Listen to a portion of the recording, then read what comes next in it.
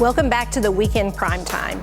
The Epstein files saga is consuming more than just the Donald Trump White House. It's also creating chaos on Capitol Hill and giving Democrats a massive line of attack against the president, who he's trying every trick in the book to turn the page on a story that just won't go away. And just this week, every single Democrat on the House Oversight Committee voted on Wednesday to subpoena the Justice Department to release the Epstein files, something the president's own base has been calling for years. And even more odd in today's Washington, 3 Republicans voted with Democrats. However, many top Republicans are still doing everything in their power to run interference for dear leader while he's off golfing in the UK. House Speaker Mike Johnson sent the House home on its 5-week summer recess a day early to avoid a vote on releasing the Epstein files. Joining us now to break it down, Democratic Congressman Mike Quigley from Illinois. He sits on the Intelligence Committee. Congressman, were you surprised by this Oversight Committee vote that 3 Republicans crossed the aisle to vote for the subpoena of the Epstein files? Well, look, it surprised me a little bit, but absolutely no Republicans voted on the House floor when they had the opportunity. So that part wasn't a surprise, and it's disappointing. It's, again, my colleagues across the aisle picking party over their country and what's right to do. And obviously, we shut the House down a day early. It's a shame this didn't happen a month ago before we passed the big, ugly bill.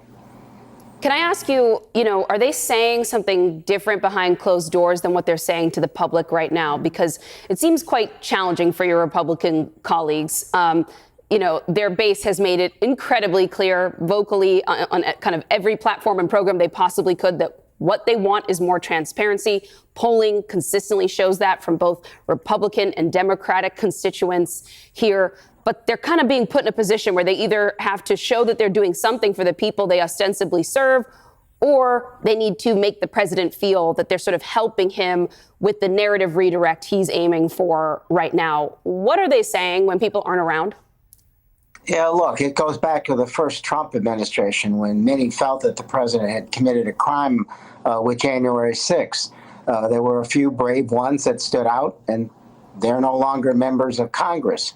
So, yeah, I hear one thing from my colleagues when they're not on the House floor, and then another thing when it unfortunately comes time to vote. I understand it's the party of Trump. It's not the Republican Party anymore. And unfortunately, that's where we are. So there are some true believers that I think really believe this stuff. But here's the inherent conflict for them. I mean, the president has run his whole career on conspiracy theories, right? January 6th is no longer true. The election fraud issues, even going back to when he said that President Obama wasn't born in the United States. And for him now, it's coming back to bite him, and it's not a moment too soon. Congressman, this is a moment where the airwaves are flooded, essentially, with conversations around Jeffrey Epstein and everything else, which is not good for the president, nor is it good for the Republican Party. And we've seen that.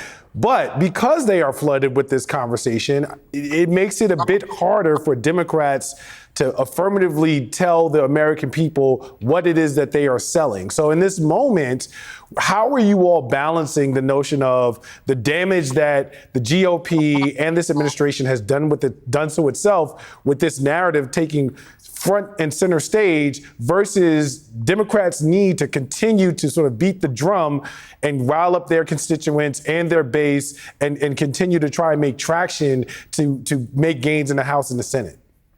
No, absolutely. Look, this is the first MAGA revolt against President Trump. And what I'd like to see done is to show his base. Look, the Attorney General has said just previously that the files were on her desk. There were thousands of names. And now there's no list at all, according to the president or the Attorney General. So either they were lying to you or there's a massive cover-up.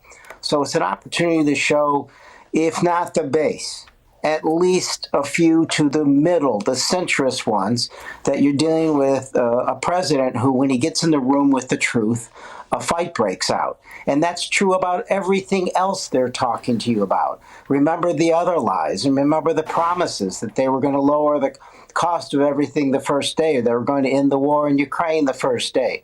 None of those things have happened. They've done just the opposite.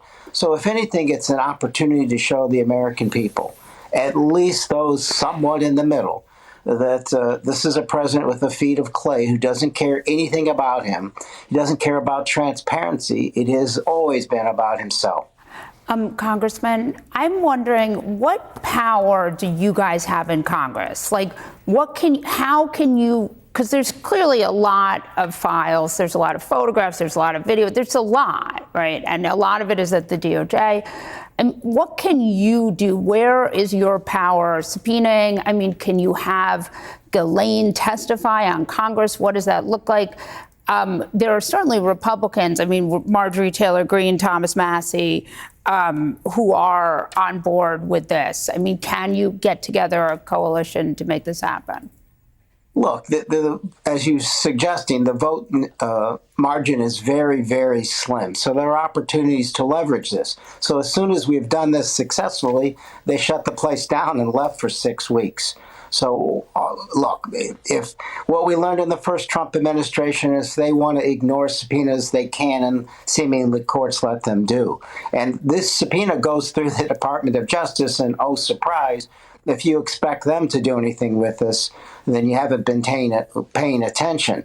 So we have, therefore, our vote and our voice. And our voice is to communicate with the entire American people about what this means, and it represents what this president's all about. Most corrupt administration in the history of our country. And then those votes, all of a sudden, now we have the leverage on every vote for the rest of his administration to force this, as you saw here.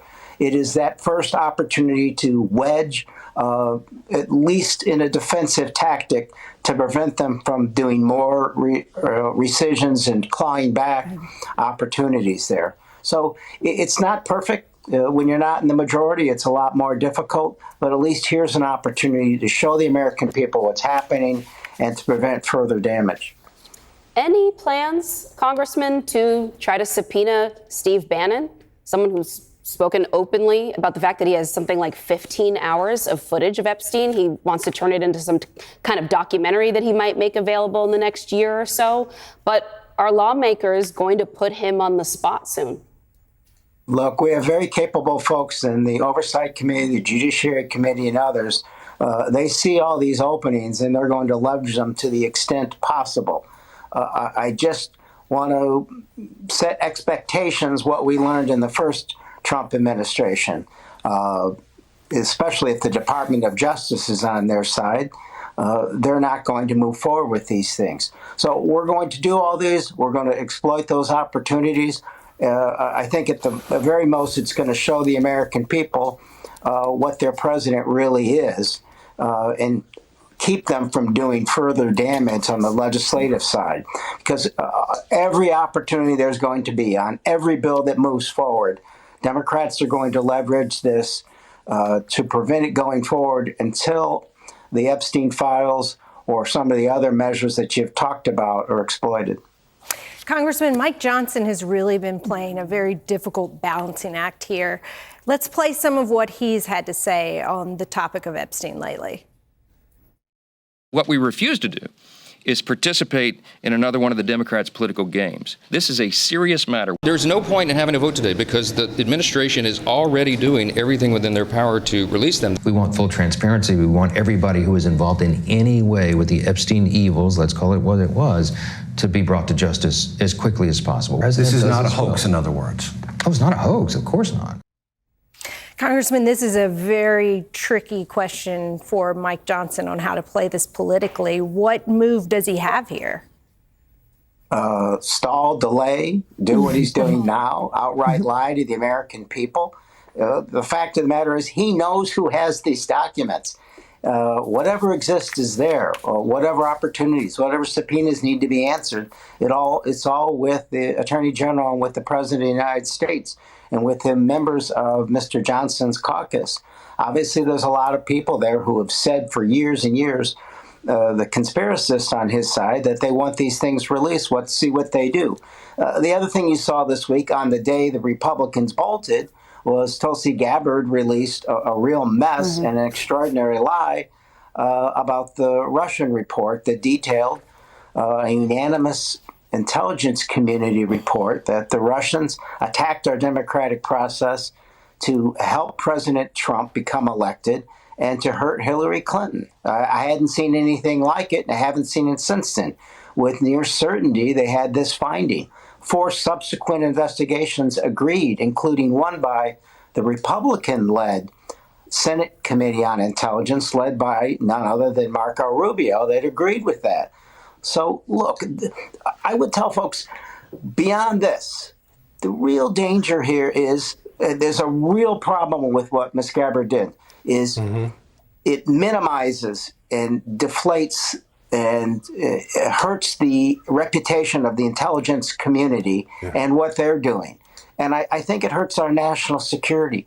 What of our allies are going to trust us, especially after the signal mess, right? The discussion about what was going to be an attack in Yemen. I mean, who would trust us with information that would keep us safe?